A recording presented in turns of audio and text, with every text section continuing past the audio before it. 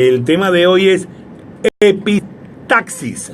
Yo ni siquiera le pregunté qué es eso. ¿Sabes? Mientras más misterio la cuestión, se pone más interesante. Ella está muerta de risa.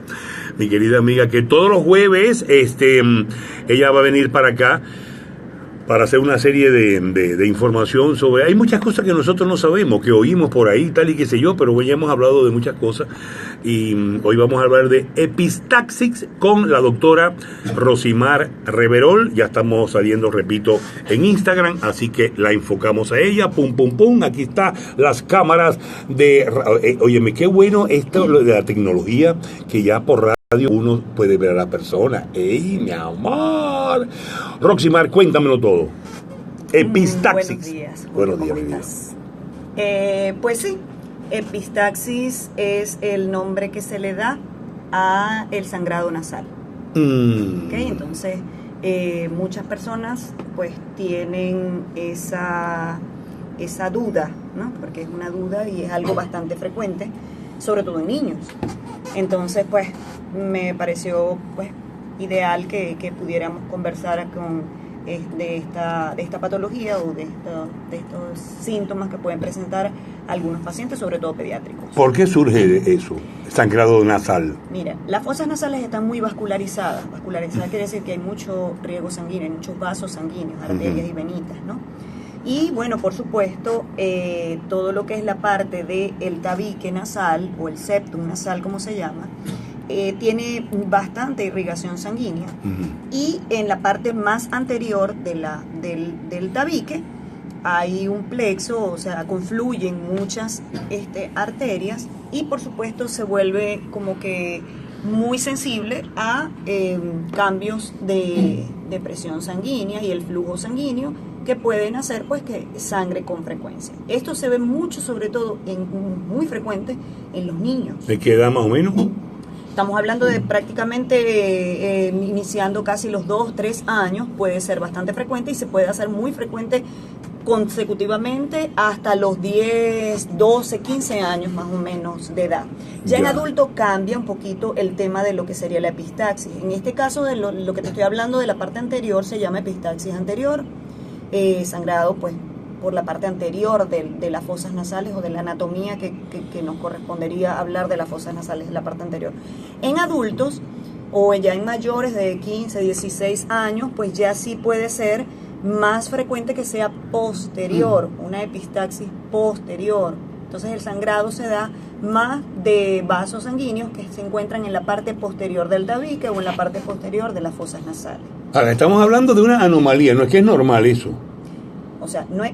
O sea, porque una mamá ve al niñito que le sale sangre por la nariz, óyeme, terror. Exactamente. O sea, no es que es normal, porque evidentemente no es normal que andemos sangrando por cualquier parte del cuerpo, ¿no? Claro. Pero es algo, por decirte, en los niños es algo como benigno. O sea, es algo como frecuente, no es normal, pero no es algo... Alarma porque es sangre. Todo lo que tiene que ver a veces con sangre pues nos alarma, ¿no? Entonces es algo que alarma mucho a los papás. Entonces por eso es que uno trata de educarlos en el sentido de que si ven un sangrado nasal, pues hacer algunas correcciones o algunas pautas que yo ahorita se las voy a comentar para que no se alarmen, y pues sí acudir de repente al otorrino para que sea el otorrino quien los eduque en cómo deben tratar eso, porque eso se va a presentar frecuentemente en el niño hasta que empiece prácticamente el desarrollo, que es la pubertad o la parte de la adolescencia al adulto. Y ya en el adulto, pues sí son muchos otros factores que influyen en los sangrados nasales. Entonces son a veces un poquito más importantes o de mayor envergadura, porque a veces tienen mucho que ver con la hipertensión arterial o con algún trastorno del flujo sanguíneo, de la presión de la sangre. Entonces, por supuesto, con más razón debería acudir al otorrino para buscar la causa de lo cual que está originando el sangrado. En el caso de los niños, ok, el niño sangra, ¿qué hace la mamá? Muy bien. O lo del papá. Yo siempre digo la mamá porque la mamá es la que está siempre más cerca. A veces ni siquiera la mamá, a veces ellos mismos. Hay niños, por ejemplo, que se van adaptando porque desde muy pequeños empiezan a presentarlo y ellos se van adaptando y a medida que van creciendo, ya cuando son más grandecitos, de 5, 7, 8 años, ellos mismos aprenden a manejar su sangrado nasal. ¿Qué ocurre? Estos niños o estos pacientes, hablo de niños porque es lo más frecuente. ¿Qué es lo que más ocurre? Cuando de repente están en el colegio, están muy agitados o han pasado mucho sol, de repente ellos sienten que empieza a salir el sangrado. Muchas veces cualquiera de las dos fosas. Por cualquiera de las dos fosas. Generalmente es por una sola fosa. Okay. Y generalmente no va acompañado de mayores síntomas. A algunos les duele un poquito la cabeza y luego empiezan a sangrar, pero generalmente no va acompañado de síntomas importantes, solo el sangrado. Yeah. Por supuesto, en el momento que sangran, mucha gente lo primero que hace, evidentemente si están en el colegio, probablemente las maestras, si están en casa, pues cualquiera de los adultos que están en casa, lo primero que hacen es echar la cabeza para atrás del paciente y por supuesto es lo que no debe hacerse. No debe hacerse eso. No, porque el momento que tú haces la inclinación hacia atrás de la cabeza, pues la sangre empieza a fluir hacia atrás. Evidentemente te vas a tragar, vas a deglutir la sangre y la sangre va a almacenarse. Obviamente a veces no es tanto el sangrado, pero sin embargo es una cantidad que está cayendo al estómago. Las paredes del estómago, la sangre es irritativa para las paredes del estómago y muchas veces pueden producir hasta náuseas o vómito. Y por supuesto puede ser de mucho más alarma que tú veas al niño que aparte que estaba sangrando por la nariz, de repente empieza a vomitar y empieza a vomitar como sangre. Claro, se complica la cuestión. Exacto, o que de repente le abras la boca y le veas la boca llena de sangre, entonces tú dices, estás desangrándose el paciente. Entonces es muy importante que no echen la cabeza para atrás del paciente. ¿Qué hay que hacer? Dejar la cabeza en posición normal, en posición en posición normal, pues. Erecta, y presionar. Es decir, si está sangrando la fosa nasal izquierda, pues hacer una presión en la fosa, ¿ok? Y tratar de, si tienes a la mano algo frío, pues un hielito con una toallita o algo, colocarlo en esta área, en la parte... En la frente. Exacto, en donde termina la nariz y empieza en la frente. Pues colocar allí algo frío para que el frío haga vasoconstricción, ¿ok? Es decir, cierre el vaso sanguíneo y por supuesto el flujo de sangre pare. Eso es autorresolutivo, es decir, sangra y generalmente para el sangrado, ¿ok? Muchas veces con estas maniobras para mucho más rápido, pero a veces simplemente sangran y para solo, o sea, es autorresolutivo. Pero evidentemente el sangrado empieza a fluir y a fluir la sangre, la gente se desespera, sobre todo si son niños, entonces bueno, se hacen cualquier cantidad de cosas, a veces hasta le quieren colocar cosas dentro de la nariz y tampoco es prudente hurgar dentro de la nariz, o sea, manipular dentro de la fosa nasal. Porque precisamente si se rompió un vasito sanguíneo que está muy anterior, al manipular ahí puedes hacer más traumatismo y ahí va a haber más sangrado. Entonces, bueno, simplemente dejar la cabeza en posición normal, presionar el lado que esté sangrando y colocar algo de frío en el área frontal, frontonasal. Eso sería como que lo inmediato, ¿no? Para, como quien dice, pasar el momento de la emergencia, el momento en el que está sangrando. Y ya días posteriores, lo ideal es de repente acudir al otorrino si no ha acudido, porque evidentemente no sabe qué más hacer durante los siguientes días. Ya. Puede presentarse sangrado consecutivo, puede ser ese día, puede ser al siguiente, y a veces pasan 3, 4, 5 días sangrando y pues evidentemente tiene que recurrir al otorrino. ¿Nosotros qué hacemos en consulta? Pues en consulta nosotros ubicamos el área que está sangrando. Por supuesto, hacemos un estudio, un examen, una evaluación de las fosas nasales y ubicamos cuál es el área que está sangrando. Y el área que esté sangrando, pues utilizamos a veces una cauterización. La cauterización puede ser química, ¿ok? Utilizamos nitrato de plata, a veces utilizamos otros componentes que tenemos con químicos, o podemos hacerlo simplemente con ya cauterización eléctrica, y eso sería pues con bajo sedación, porque no, obviamente duele, ¿no? Claro. Fosas nasales son muy sensibles. O sea que se puede controlar sí, eso. Sí, señor. Normalmente lo controlamos en consulta con nitrato de plata, es lo más común. Ya. Y pues, ¿qué pasa? Que cauterizamos en el momento porque está siendo el sangrado muy frecuente. no es que va a dejar de sangrar de por vida. Es decir, cuando un niño de 5 años, por ejemplo, está todos los días sangrando, acuden al otorrino, hacemos una cauterización y él puede pasar de repente meses o hasta años sin sangrar, pero puede llegar, porque tiene 5 años, puede volver a sangrar antes quizás de que cumpla su adolescencia. Ya después de la adolescencia casi no se debe presentar esa frecuencia o esos episodios importantes de frecuencia de epistaxis. Y pues ya entonces si es en adultos, pues ya ahí sí lo tratamos de otra forma. La parte de adulto, sí hay que empezar a investigar si hay trastornos cardíacos, si hay trastornos de la tensión arterial.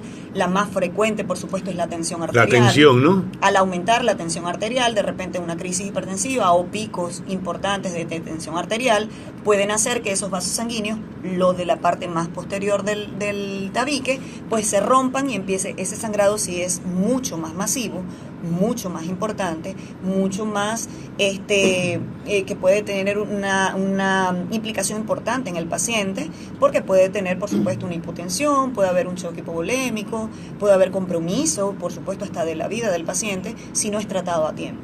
Eso sí es una emergencia, eso sí debe acudir inmediatamente a la emergencia, porque cuando no es controlado, tenemos que hacer taponamientos. Los taponamientos los realizamos a través de las fosas nasales, colocando unas sondas y hacemos el taponamiento posterior, es decir, trancamos la parte posterior de las fosas nasales con esas sondas, donde inflamos un globo hacia atrás y los presionamos. Al traernos la presión, que tienes un globo que no puede salir, obviamente trancamos acá y empezamos a hacer taponamiento anterior también, que es con gasas. Eso debe permanecer en el paciente alrededor de los 2 o 3 días para que ese vaso sanguíneo pare, porque no hay forma de que él pare solo. Eso me está hablando en este caso de la adolescencia. De adultos. ¿De qué edad más o menos? 15 años. Prácticamente después de los 15, 16 años puede presentar esto, y casi siempre hay una implicación de hipertensión arterial, aumento de la tensión arterial. Y lo importante del mensaje es que no se debe aterrar uno cuando pasa estas cosas, pero sí estar muy pendiente tanto de niñitos como adolescentes. Exacto. Si es de niños, no aterrarse, pero sí acudir al otorrino. Inmediatamente. Para tener el conocimiento de qué hacer posterior a los siguientes casos, los siguientes momentos que te vaya a ocurrir. ¿Tienen algo que ver con eso, con la herencia? No. Realmente es una lotería. No es lotería, es algo frecuente. ¿Por qué unos sí, otros no? Casi el 90% ¿verdad? de los pacientes Oye, ¿están pueden presentar. ¿De niñitos? Sí, señor. 90%. 90%. Eso es lo que te iba a preguntar. El solo hecho de tratar ese tema quiere decir de que ha habido bastante cantidad de personas, de niñitos. Es muy frecuente. Oye, no sabía la eso. Consulta por epistaxis. Ya. Precisamente, como no es algo, en niños es algo benigno, es algo pasajero, y los que logran acudir a consulta logran entender que no es algo de alarmarse, pues pueden controlarlo durante toda la niñez hasta que llega la adolescencia. En los adultos sí es de alarma. En los adultos no debe dejarse pasar por alto. Es que muchas veces ni siquiera lo vas a dejar pasar por alto porque no para el sangrado. También se debe asustar. Y eso sí asusta. Puedes perder hasta 2 litros de sangre si no lo detienes, o sea, en el momento indicado. ¿Cómo hace uno, en este caso como adulto, si uno está solo, cómo hace uno para evitar eso? Evitarlo no lo puedes evitar. Y nada de echar la cabeza para atrás. Nada en el adulto menos, porque tragas más cantidad de sangre. Ya, ok. Entonces la conducta va a ser la misma. Presionar en el adulto, si es posible, sí tratar de colocar algo ¿algún acá, tapón, algo? Grueso, por supuesto, porque algo pequeño te lo puedes tragar. Quizás una servilleta enrollada, algo. Sí, o te coloques un trapito, una toallita, mientras llegas al especialista. Generalmente pues es tratado más en las emergencias que en la consulta, porque por supuesto a veces amerita, si el paciente ha perdido mucha cantidad de sangre, amerita una fluidoterapia, hay que colocarle alguna hidratación para reponer o compensar pues todo lo que sería la presión arterial, en este caso, que hay que controlarla también, porque casi siempre es por esas razones. Existen otras razones, como por ejemplo los tumores.